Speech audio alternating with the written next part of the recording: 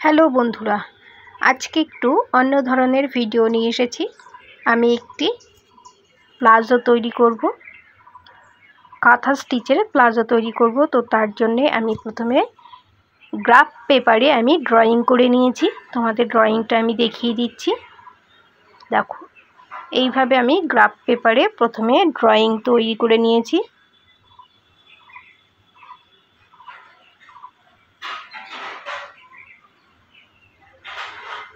দেখো, একটি বক্স, সেখানে লম্বা লম্বা লাইন হবে সেলাই, আর একটি বক্সের মধ্যে ফুল তৈরি হবে।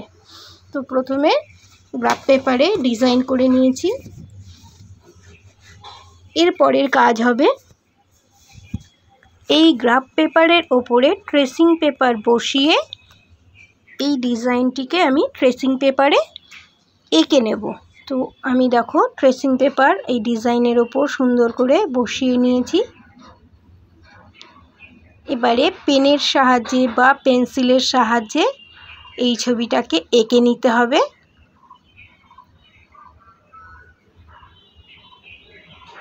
তো আমি পেন্সিলেই এঁকে নিয়েছি। দেখো, দেখিয়ে দেওয়ার চেষ্টা করছি। দেখো, এইটা নিচের ডিজাইন, তার উপরে এই যে একটি ঘরের মধ্যে দেখো দাগ দাগ ডিজাইন করে নিয়েছি, আর একটি ঘরের মধ্যে ফুল, আর উপরে কতগুলো লাইন এবং তাদের মাঝে গোল গোল ডিজাইন তৈরি করে নিয়েছি।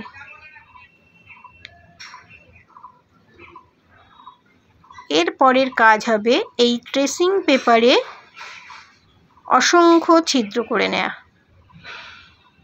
যাতে আমি কাপড়ের ওপর ট্রেসিং করে এই ডিজাইনটিকে ফুটিয়ে তুলতে পারি। তো তার জন্য আমি কি করেছি, দেখো একটি বোর্ড বসিয়ে নিয়েছি, অর্থাৎ প্লেন সারফেস আমাদের দরকার। এই বোর্ডের ওপরে একটু মোটা করে কাপড় বিছিয়ে নিতে হবে। সুন্দর করে টান টান করে নিচ্ছি আমি। কাপড় বিছিয়ে নেওয়ার পরে এর ওপরে আমি ট্রেসিং পেপারটাকে এটাকেও টান টান করে বসিয়ে নিতে হবে। তারপরে সুচ অথবা সেফটি পিনের সাহায্যে দেখো ছোট ছোট ছিদ্র করে নিতে হবে। আমি দেখিয়ে দিচ্ছি কিভাবে ছিদ্র করব। আমি একটি সুচ নিয়েছি, এই সুচটিকে দিয়ে আমি একটি ক্লোজ করেই দেখিয়ে দিচ্ছি। এইভাবে প্রত্যেকটি লাইনে ছোট ছোট করে ছিদ্র করে নেব। দাঁড়াও, একটু ক্লোজ করে দেখিয়ে দিই। তো দেখো, আমি ছিদ্র করা শুরু করেছি। এইভাবে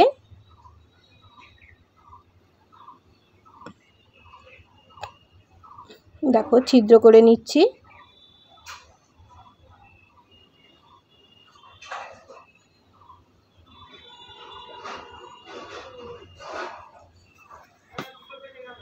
এই কাজটি একটু ধৈর্য নিয়ে সময় নিয়ে করতে হবে।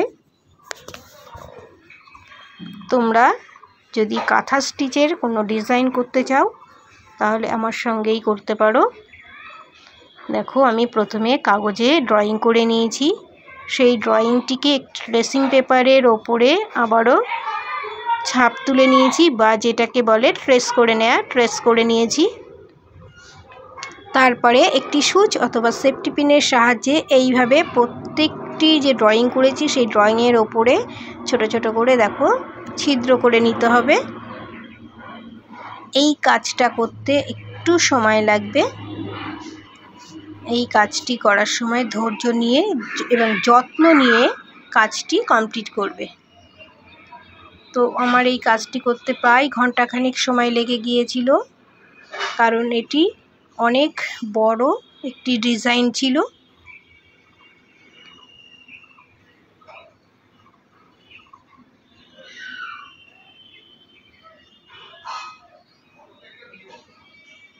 এইভাবে পুরো কাগজে আমি ডিজাইনটিকে ফুটো ফুটো করে নেব।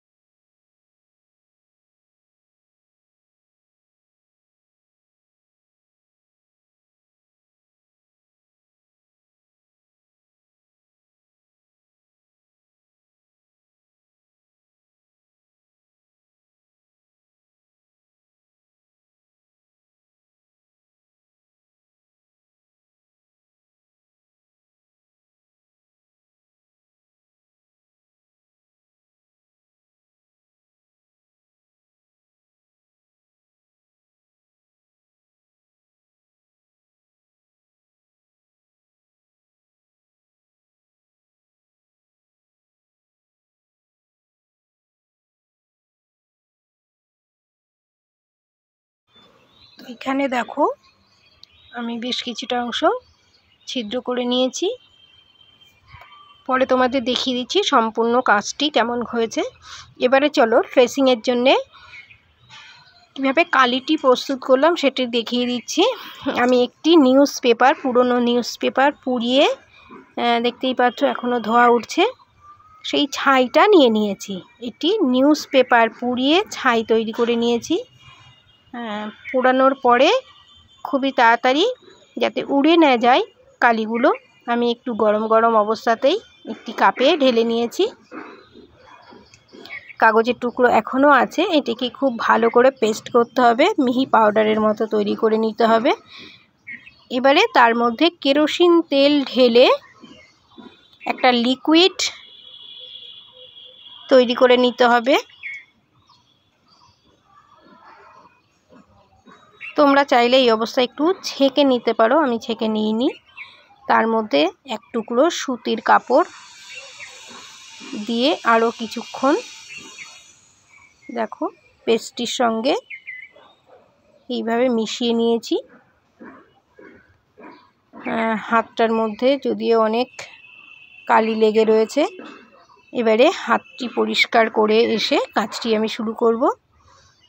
কাপড়ের ওপর ট্রেসিং পেপারটাকে আমি সুন্দর করে টান টান করে বিছিয়ে দেখো ট্রেসিং করছি। এইবারে ট্রেসিং পেপারে যদিও ডিজাইনটি দেখা যাচ্ছে না, কিন্তু যখন আমি এই কালি দিয়ে ট্রেসিং করছি তো দেখো সুন্দর ডিজাইন বোঝা যাচ্ছে। এইভাবে ধৈর্য নিয়ে সুন্দর করে কাপড়টিকে টান টান করে বিছিয়ে তার ওপর ট্রেসিং পেপার রেখে আমি কাপড়ের ওপর ট্রেসিং করে নিয়েছি। এই দেখো এখনও ট্রেসিং পেপার রয়েছে, ট্রেসিং পেপারের ওপরেই এই যে ডিজাইনটি পুরোটা ট্রেস করা হয়ে গেছে। এরপরে আমি তোমাদের দেখিয়ে দিচ্ছি, দেখো ট্রেসিং পেপার তুলে নিলাম এবং কাপড়ের ওপরে সুন্দর ডিজাইনটি চলে এসেছে।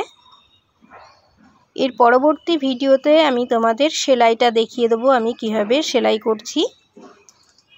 এই যে ট্রেসিং পেপার আর এই হচ্ছে কাপড়টির ওপরে ট্রেস করে নেওয়া ডিজাইনটি। দেখে চোখ ধাঁধিয়ে যাচ্ছে ঠিকই, কিন্তু যখন কাজ করব আর এই হচ্ছে ডিজাইনটি তখন দেখিয়ে দেবো, মোটেই চোখ ধাঁধিয়ে যাবে না, কাজটি সুন্দরভাবেই করা যাবে। তাহলে বন্ধুরা দেখা হবে পরের ভিডিওতে, অর্থাৎ এই যে কাঁথা স্টিচের কাজটি আমি করব সেই ভিডিওটি তোমাদের অবশ্যই খুবই তাড়াতাড়ি আমি তোমাদের দেখিয়ে দেব। ততক্ষণ তোমরা আমার অন্যান্য ভিডিওগুলো দেখতে থাকবে। Thank you.